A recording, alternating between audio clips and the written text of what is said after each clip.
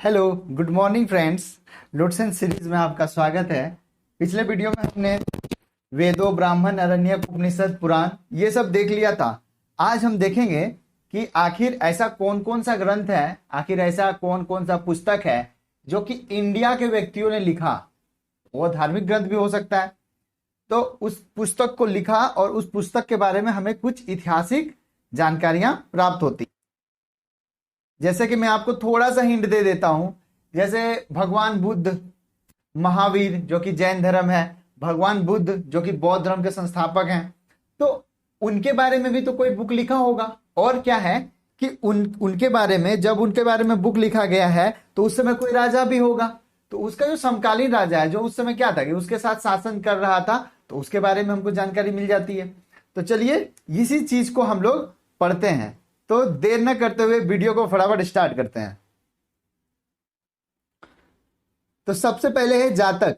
जातक में बुद्ध की पूर्व जन्म की कहानियां वर्णित है। अब फ्रेंड्स, ये जातक क्या है? जातक बेसिकली एक बुक है जिसमें भगवान बुद्ध का जो पुनर्जन्म है उनकी कहानियां हैं। इसमें एक दो कहानियां मैंने पढ़ी थी, आप चाहो तो जातक की स्टोरी आप पढ़ सकते हो। उसमें एक बोने का कहानी था, वो मुझे बहुत अच्छी लगी थी। उसमें क्या था कि एक बोना है जिसको कोई वैल्यू नहीं देता है, लेकिन अंत में क्या होता है कि वो तीर बहुत अच्छा चलाता है। तो राज्य पे जब संकट आता है तो वो अपने तीर से, मतलब तीरंदाज होता है, तीर से वो युद्ध जिता देता है। तो वो भगवान बुद्ध का ही अवतार था। तो आप पढ़ सकते हैं, लेकिन आपको याद रखना है कि जातक में क्या है, जाना है। ऐसे आप ट्रिक सोच सकते हैं। जातक में कहां जाना है? भगवान बुद्ध का पिछले जन्म में जाना है। जातक में कहा जाना है? जातक कहां तक? भगवान बुद्ध के पिछले जन्म तक। तो बीच बीच में मैं इमेजिनेशन वाला डालते रहूंगा, जैसे कि आपको याद हो जाए। जातक में कहां तक जाना है? भगवान बुद्ध के जन्म तक। हीनयान का प्रमुख ग्रंथ कथा वस्तु है, जिसमें महात्मा बुद्ध का जीवन चरित अनेक कथानकों के साथ वर्णित है। अब यहाँ पे क्या है कि हीनयान जो है, अब आपको लगेगा हीनयान क्या है? तो देखिए, हीनयान क्या है कि बौद्ध धर्म दो भाग में बढ़ चुका था। भगवान बुद्ध की मृत्यु के बाद बौद्ध धर्म दो भाग में बढ़ा था। एक था महायान और एक था हीनयान। महायान और एक हीनयान। तो इसके बारे में नेक्स्ट हम जब बौद्ध धर्म जाएंगे तो डील करेंगे। एक सिंपल समझ लीजिए कि एक बुद्ध भगवान के टोटल कॉन्सेप्ट को मानते थे और एक ने थोड़ा मॉडिफाई कर दिया, महायान ने थोड़ा मॉडिफाइड कर दिया था। तो वही जो हीनयान है, उन्होंने एक ग्रंथ लिखा कथा वस्तु। तो कथा वस्तु में किसकी कथा है? भगवान बुद्ध का जीवन चरित, कि जीवन में कैसे हुआ, कैसे मतलब निर्वाण प्राप्त किए, कैसे घर छोड़े, कहाँ, मतलब ये सब चीज है। तो आपको जातक में भगवान बुद्ध का पिछला जन्म और कथा वस्तु में उनके जीवन चरित्र के बारे में दिया गया है। अब आगे देखिए, बौद्ध धर्म तो हो गया। अब हम लोग जैन धर्म को देखते हैं। जैन साहित्य को आगम कहा जाता है। अब देखिए, आगम आपको कैसे याद रखेगा? आपको पता है जैन धर्म बहुत ही कठोर है। इतना कठोर है कि आपको, अगर आप जैन धर्म अपना लीजिएगा तो आपको ओपन रहना पड़ेगा, मीट मछली सब छोड़ देना पड़ेगा। बहुत ही मतलब क्या है कि अगर आप सर्दी में भी ओपन रहते हैं, पूर्णतः ओपन रहते हैं, तो ठंडा लग जाएगा। गर्मी में बहुत ज्यादा गर्मी लगेगा। तो क्या है, विश्व का सबसे कठोर धर्म है जैन धर्म। बहुत बहुत इसमें जो मोक्ष का प्राप्ति का रास्ता दिया गया है, इसमें संलेखना एक विधि है। इस विधि में आदमी क्या करता है कि मतलब खाना पीना कुछ समय के लिए, 10 दिन, 20 दिन, 25 दिन के लिए छोड़ देता है और धीरे धीरे ऐसे ही मृत्यु को प्राप्त होता है। तो इनका मानना है कि इस तरह हमें मोक्ष की प्राप्ति होती है। तो जैन धर्म का मतलब आप सिंपल समझ लीजिए, कठोर है। तो जब कठोर है तो वहां गम होगा ना। कठोर है तो क्या होगा? गम होगा। अगर कोई कठोर है तो गम होगा, हमें अच्छा नहीं लगेगा। तो इसलिए जैन साहित्य को आगम कहा जाता है। जैन धर्म का प्रारंभिक इतिहास कल्पसूत्र से ज्ञात होता है। तो देखिए, प्रारंभिक इतिहास किससे ज्ञात होता है? कल्पसूत्र से। तो आप इसको ऐसे सोच सकते हैं कि कल्प नहीं, हम लोग घर में बोलते हैं कि कलप कलप के रो रहा है। क्यों? क्योंकि जैन धर्म अपना लिया और जैन धर्म बहुत कठोर है। तो इसलिए आपको प्रारंभिक इतिहास कल्पसूत्र से ज्ञात होगा। शुरू से ही उसमें जो भी जुड़ा है सब कलप रहा है, मतलब रो रहा है। ऐसे आपको इमेजिन करके याद रखना है। जैन ग्रंथ भगवती सूत्र में महावीर के जीवन कृत्यों तथा अन्य समकालियों के साथ उनके संबंधों का विवरण मिलता है। अब भगवती सूत्र जो है, भगवती सूत्र क्या है? नाम है भगवती, लेकिन भगवान का सूत्र, मतलब महावीर जी के बारे में इसमें बताया गया है। तो जैसे यहाँ पे आपने देखा था कि कथा वस्तु में भगवान बुद्ध के बारे में बताया गया था, तो भगवती सूत्र में महावीर जी के बारे में बताया गया था। तो हमने बौद्ध धर्म और जैन धर्म ये दोनों देख लिया। तो यहां तक हमने बौद्ध धर्म और जैन धर्म का जो भी बुक था उसमें क्या क्या ऐतिहासिक घटना से हम क्या करते हैं कि हम समझ सकते हैं कि उस समय का इतिहास कैसा था, प्रशासन क्या था, राजा क्या था। अब आगे देखिए मौर्य वंश के बारे में बताया गया है। मौर्य वंश क्या है, मैं सिंपल आपको बता देता हूं कि एक वंश है जिसके संस्थापक चंद्रगुप्त मौर्य थे। उनका एक गुरु था चाणक्य। उस समय क्या था कि चाणक्य का एक राजा बहुत बेइज्जती किया था। उसका मतलब जो बाल है ना, वो बाल चूटी जिसको बोलते हैं, उसको चूटी से बोला था कि इसको चूटी से पकड़ के यहाँ से मेरा राज दरबार से बाहर धकेल दो। तो क्यों बोला था, क्या बोला था, अगला देखेंगे। तो उन्होंने एक बुक लिखा अर्थशास्त्र। तो उसमें क्या है, राजनीति के बारे में बताया गया है। तो वही देखिए, अर्थशास्त्र के लेखक चाणक्य, कौटिल्य या विष्णुगुप्त हैं। तो चाणक्य का दूसरा नाम कौटिल्य और विष्णुगुप्त। बहुत फेमस क्वेश्चन आता है कि चाणक्य का दूसरा नाम क्या है, तो आपको ऑप्शन में कौटिल्य या विष्णुगुप्त दे देगा। तो आपको याद रखना है कि चाणक्य का नाम क्या है, कौटिल्य या विष्णुगुप्त। और अर्थशास्त्र इसके जो लेखक हैं वो चाणक्य हैं। तो अर्थशास्त्र के लेखक चाणक्य, जिनका नाम कौटिल्य या विष्णुगुप्त है। यह 15 अधिकरणों और 80 प्रकरणों में विभाजित है। 15 अधिकरण मतलब हो गया 15 चैप्टर, और उसमें से भी फिर 80 भाग में थोड़ा थोड़ा बटा हुआ है। इसमें मौर्यकालीन इतिहास की जानकारी प्राप्त होती है। तो इससे हमें क्या प्राप्त होता है, मौर्यकालीन, कि मौर्य के समय का क्या इतिहास था, ये हम आराम से देख सकते हैं।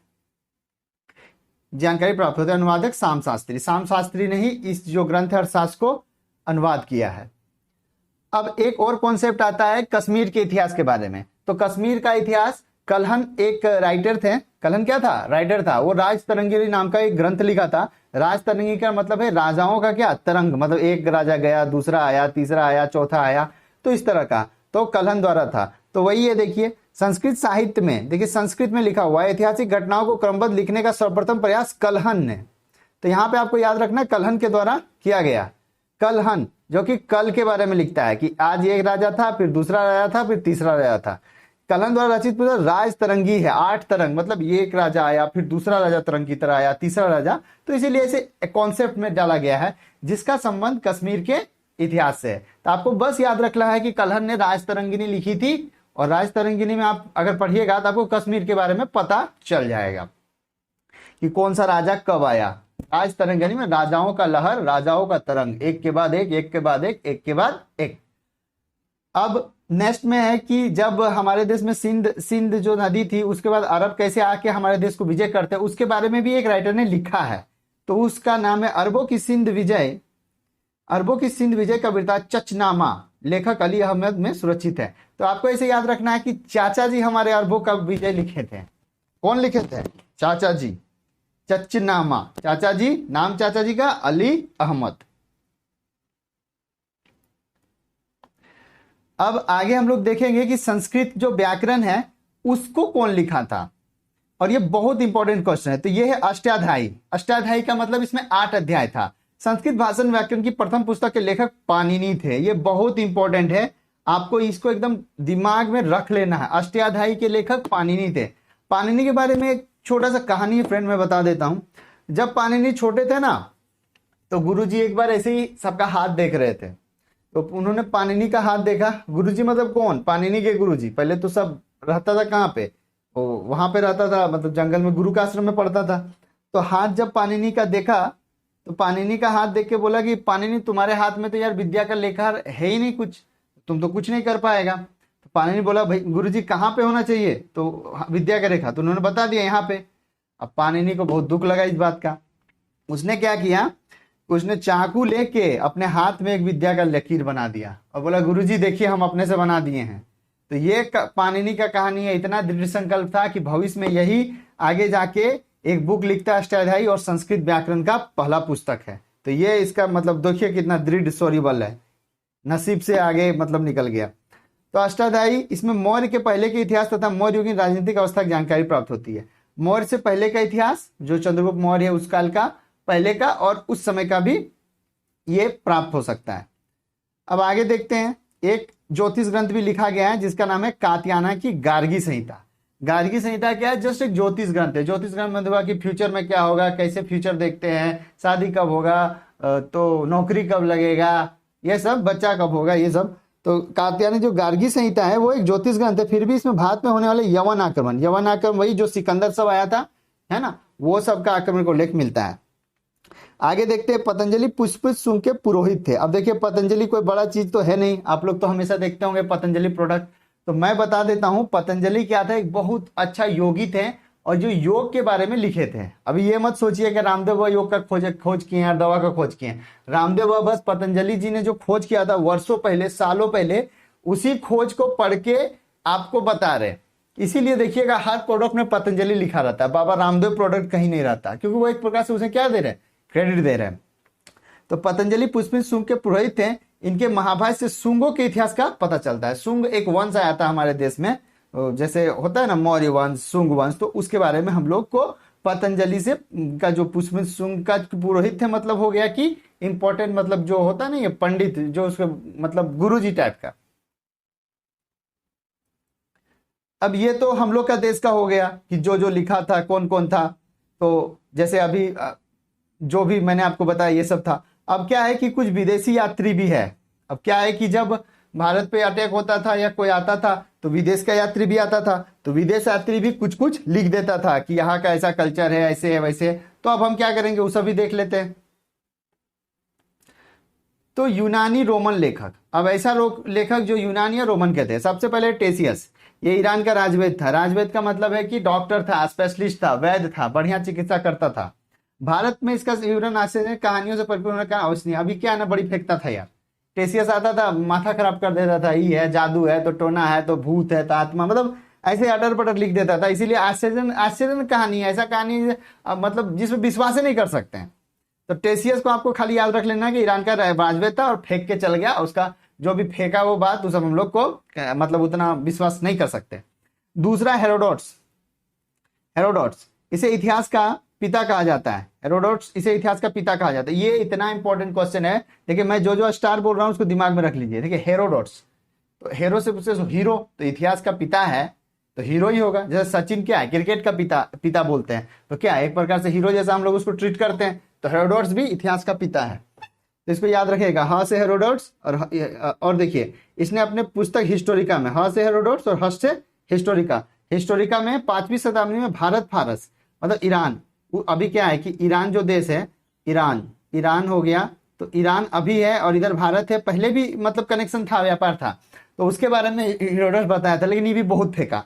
इसीलिए ईरान का समय वर्णन किया है, परंतु इसका विवरण भी अनुश्रुतियों अफवाहों पर आधारित है। इधर उधर नहीं होता है, गांव में 2-4 को बूढ़ा बुजुर्ग बैठ गया, पूरा मैंने भूत का कहानी सुना रहा है, तो ये सुना रहा है, ऐसे था वैसे था। उन लोग को तो बहुत इंटरेस्ट आता है, लेकिन हम लोग को समझ आता है कि यार क्या है, ऐसा थोड़े ना होता है। नहीं है तो कभी बैठ जाइएगा, बूढ़ा पुरुष है, भूत ऊत का बात कीजिएगा, ऐसा ऐसा बात बताएगा, बोलेगा मेरा दादाजी भूत को मार दिया, मेरा दादाजी खेत में चोरी करने आया था, एगो भूत, तो उसका चूटी निकाल लिया। हम लोग सुनते थे ये सब। तो बैठिए बूढ़ा साथ साथ। अभी क्या है, फिर आगे देखते हैं। अब सिकंदर के साथ आने वाले लेखों में निर्याकस, आनिसिक्रेट्स, आस्टिबुल्स के विवरण अधिक प्रामाणिक है। देखिए सिकंदर के साथ जितना लेखक आया था, एक तो मिलिट्री था, तो उन लोग मिलिट्री वाला उतना फेंकता उगता नहीं ना, हम लोग आम आदमी ही फेंकने उगने का काम करते हैं एक घटना को बढ़ा बुढ़ी के। तो ये सब क्या था, जो देखा एकदम एग्जैक्ट लिखा। अब कौन कौन आया था, निर्याकस, आनिसिक्रेट्स, आस्टिबुल्स। अब बोलिएगा कि यार ये सब कैसे याद करें, दिमाग खराब हो जाएगा। देखिए 2-4 और पढ़िएगा तो याद हो जाएगा। ऐसे हम कैसे याद रखते बताते हैं। निर्याकस को हम सोचते हैं राकस, इस सिकंदर के साथ एक बहुत बड़ा राकस आया था। आने सीक्रेट्स को सोचते हैं कि एक ऐसा आदमी था जो गजब का सीक्रेट था, वो हर टाइप का अलग अलग सीक्रेट रखता था, मतलब अचानक से हमला कर देता था। आस्टी बुल्स को हम सोचते हैं बुल से, मतलब एक सांड था जो सिकंदर के साथ लड़ता था। ऐसे आप याद कर सकते हैं। अब यहां पे जो सबसे इंपॉर्टेंट चीज है ये है मेगास्थनीज। ये बहुत ही एग्जाम में आया हुआ है, तो इसको आप लोग थोड़ा सा ज्यादा ध्यान देंगे। तो जो मेगास्थनीज था ये सेल्यूकस निकेटर का राजदूत था, जो चंद्रगुप्त मौर्य के राज दरबार में आया था। तो आपको एग्जाम में क्वेश्चन आएगा कि मेगास्थनीज कौन था, तो मेगास्थनीज सेल्यूकस निकेटर का राजदूत था। अब क्या होता है कि जब सिकंदर यहां से चल जाता है तो सेल्यूकस निकेटर को बोलता है भाई तुम अब संभालो, इतना झगड़ा झंझट हमसे होगा नहीं, अब तुम ही समझा लो। तो सेल्यूकस निकेटर और चंद्रगुप्त मौर्य उस समय रहता है, तो मारपीट करते रहता है। फिर क्या होता है, सेल्यूकस निकेटर अपना बेटी का शादी लास्ट में एकदम परेशान हो गए कि जीत नहीं पाएंगे, चंद्रगुप्त मौर्य को दे देता है। तो बेटी के साथ मेगास्थनीज भी जाता है वहां पे, ठीक है। तो ये सब कहानी हम आपको बताएंगे। तो चंद्रगुप्त मौर्य के दरवाजे से मौ से मेगास्थनीज, मौ से मौर्य, ऐसे याद रख सकते हैं। मेगास्थनीज कहाँ आया था, मौर्य, तो किसके, चंद्रगुप्त मौर्य। तो गुप्त मतलब क्या, ऐसे गुप्त सूचना लेने आया था, ऐसा क्या है कि आप दिमाग में सेट कर सकते हैं कि मेगास्थनीज, मौ से मौर्य वंश, और किस लिए आया होगा, दूसरा का दरबार में जाएगा, किस लिए, गुप्त सूचना के लिए। इसने अपनी पुस्तक इंडिका, देखिए हमारे देश के नाम पे पुस्तक लिखा, इंडिका, बहुत फेमस, 2 क्वेश्चन बहुत फेमस है कि मेगास्थनीज किसके दरबार में आया था, चंद्रगुप्त मौर्य, और क्या लिखा था, इंडिका, इसमें मौर्य युगीन समाज एवं संस्कृति के विषय में लिखा है। तो वहां पे देखिए जिसके दरबार में आएगा उसी के बारे में लिखेगा। अभी आप मान लीजिए अमेरिका जाइएगा तो अमेरिका के बारे में बता पाइएगा, तो ये मौर्य वंश के कारण में आया था तो मौर्य वंश के बारे में बताया। अब आगे देखिए डायमेकस। अब देखिए चंद्रगुप्त मौर्य का जो बेटा था उसका नाम था बिंदुसार, और बिंदुसार के बाद अशोक, याद कर लीजिए, चंद्रगुप्त मौर्य का बेटा बिंदुसार, और बिंदुसार के बाद अशोक, चंद्रगुप्त मौर्य का बेटा बिंदुसार, बिंदुसार के बाद अशोक। मौर्य के काल में मेगास्थनीज आया चंद्रगुप्त मौर्य के। डायमेकस जो था ये सीरियन नरेश एंटियोकस का राजपूत था जो बिंदुसार के दरबार में आया था। अब देखिए इसको कैसे याद रखिएगा, डाई, डाई मतलब हम लोग क्या होते हैं, पासा, तो पासा में बिंदु होता है ना, 1 बिंदु 2 बिंदु 3 बिंदु, इस तरह 6 तक होता है ना, तो डाई मतलब पॉइंट, डाई मतलब वही डाई मतलब पासा, पॉइंट सा मतलब क्या, पॉइंट होगा, बिंदु होगा, तो इस तरफ याद रख सकते हैं। इसका विवरण भी मौर्य युग, अब बिंदुसार भी क्या था, राजा था उस समय, चंद्रगुप्त मौर्य था, उसका बेटा हो गया था बिंदुसार, तो उसके बारे में लिखेगा। अब देखिए चंद्रगुप्त मौर्य के बाद बिंदुसार हुआ, अब बिंदुसार के बाद हुआ अशोक, तो अशोक के सामने डायनोसियस आया। कौन आया, डायनोसियस। ये मिस्र नरेश टॉलमी फिलेडेल्फियस का राजदूत था जो अशोक के दरबार में आया था। अब देखिए डायनोसियस को आप सोच लीजिए डायनासोर, सोच लीजिए कि अशोक के राज दरबार में कौन आया था, बहुत बड़ा डायनासोर आया था, तो याद हो जाएगा। चंद्रगुप्त मौर्य के समय मेगास्थनीज आया था, बिंदुसार के समय बिंदु मैंने पॉइंट, पॉइंट मैंने डायमेकस, और डायनासोर आ गया अशोक के दरबार में, तो अशोक दौड़ के भाग गया। ठीक है, तो ऐसे आप लोग याद रख सकते हैं। अब टॉलमी, इसने दूसरी शताब्दी में भारत का भूगोल नामक पुस्तक लिखी। ये देखिए टॉलमी है ना, ये थोड़ा ज्योग्राफी में ज्यादा इंटरेस्ट था, तो भारत का भूगोल नाम का एगो पुस्तक लिख दिया। अब देखिए पिलनी, इसने प्रथम शताब्दी में नेचुरल हिस्ट्री नामक पुस्तक लिखी, इसमें भारतीय पशु, पेड़ पौधा, खनिज पदार्थ विवरण मिलता है। अब देखिए टॉलमी भारत का भूगोल लिखा कि भाई कैसे कैसे भारत का भूगोल है, कैसे आकृति है, ये सब। और पिलनी क्या था, नेचुरल हिस्ट्री, इसको मतलब पेड़ पौधा, जंगल झाड़ी, ये सब बहुत मजा लगता था, इसीलिए वो नेचुरल हिस्ट्री लिखा। देखिए नेचुरल माने क्या, नेचर, नेचर माने क्या, प्रकृति, प्रकृति में भारतीय पशु का भेड़ा पाला जाता है कि कुत्ता पाला जाता है कि गधा पाला जाता है। अब देखिए हम लोग का घर में बकरी उकरी ज्यादा पलता है, तो वही सब के बारे में लिखा था। अब लास्ट है जो पेरिप्लिंस ऑफ द इरिथियन सी, यह पुस्तक के लेखक के बारे में कोई जानकारी नहीं है। देखिए ये बुक लिख लिया धेंधवा, और ये अपना नाम उम कुछ नहीं दिया, ये बुक लिख गया और पता नहीं नाम उम कुछ नहीं दिया, तो धेंधे था। ये लेखक करीब 80 ईस्वी में हिंद महासागर की यात्रा पर आया था, हिंद महासागर में आया था, और उसने उस समय के भारत के बंदरगाह तो व्यापारिक वस्तुओं के बारे में जान किया। जितना भी भारत का बंदरगाह उंदरगाह था सबके बारे में क्या किया, ये बता दिया, लेकिन ये धेंधा नाम लिखना भूल गया। तो अभी हम क्या क्या पढ़े हैं, क्विक समराइज हम लोग तुरंत कर लेते हैं 1 मिनट में। तो आप लोग अब माइंड सेट कीजिए कि हम लोग क्या क्या पढ़े थे। तो आपका टाइम स्टार्ट हुआ, अब हम बताते हैं। सबसे पहले हम देखे थे कि जातक में बुद्ध का पूर्वजन्म है, और हीनयान जो कथा वस्तु लिखा है महावीर का जीवन है। जैन साहित्य बहुत कठोर है, इसलिए उसको आगम कहा जाते हैं, और प्रारंभिक इतिहास कल्पसूत्र है, मतलब आप कल्पिएगा रोइएगा। जैन ग्रंथ भगवती सूत्र में महावीर के बारे में दिया गया है। आगे हमने देखा कि अर्थशास्त्र जो था लेखक चाणक्य, जिसका नाम बोटिलिया विष्णुगुप्त है, और मौर्य काल के बारे में बताया गया। संस्कृत साहित्य में राज तरंगिनी है जो कलहन लिखा है, राजा का तरंग, अच्छा कश्मीर का इतिहास। हमारे जो चाचा जी थे उन्होंने अरबों की सिंध विजय को लिख दिया। आगे हम देखते हैं अष्टाध्यायी, 8 अध्याय पाणिनि, जो कि क्या किया था, मैंने कहानी सुना है कि हाथ में चाकू से निशान बना दिया था और बहुत बड़ा व्याकरण का अच्छा बुक लिख दिया। कात्यायन जो गार्गी संहिता है ज्योतिष ग्रंथ है, लेकिन ये यवन के बारे में बताता है कि आया था। पतंजलि प्रोडक्ट जो पुष्मित शुंग के हैं, शुंग विषय से बताते हैं। उसके बाद हमने देखा था विदेशी यात्री में टेसियस जो था ईरान का राजवैद्य था, फेंक के चल गया। हेरोडोटस जो है इतिहास का पिता है, हिस्टोरिकल लिखा, ये भी फेंक के चल गया। सिकंदर के साथ जो ये सब तीनों आया था, आस्टीबुल, सेक्रेट, सब ये सब थोड़ा थोड़ा बढ़िया ढंग से बताया है। उसके बाद हम लोग इंपॉर्टेंट क्वेश्चन देख लिए कि मेगास्थनीज चंद्रगुप्त मौर्य का दरबार में आया था, इंडिका लिखा, डायमेकस बिंदुसार के दरबार में, और डायनोसियस मैंने डायनासोर अशोक के दरबार में आया था। उसके बाद हम लोग देखे कि टॉलमी क्या था, थोड़ा लंबा था, ऐसे सोच लीजिए थोड़ा लंबा था, इसीलिए भारत का पूरा भूगोल देख लिया ऊपर से ही। तो फिर पिलनी बोला कि हम यार नेचुरल हिस्ट्री लिखेंगे, पेड़ पौधा, भेड़ा, पशु, कुत्ता, इस सब के बारे में लिखेंगे। पहले प्लस तो अभी तक दिया। सबसे आज का सबसे बुड़बक यही है, सबसे बुड़बक यही है। ये लेखक आया था, हिंद महासागर घूमा, बंदरगाह वन लिखा, ये गधा अपना नाम नहीं दिया। तो होप करता हूँ आपको वीडियो पसंद लगा हो, तो लाइक करें, कमेंट करें और वीडियो को शेयर करें और मुझे सपोर्ट करें। Thank you. कल मैं आपको चीनी लेखक के बारे में बताऊंगा।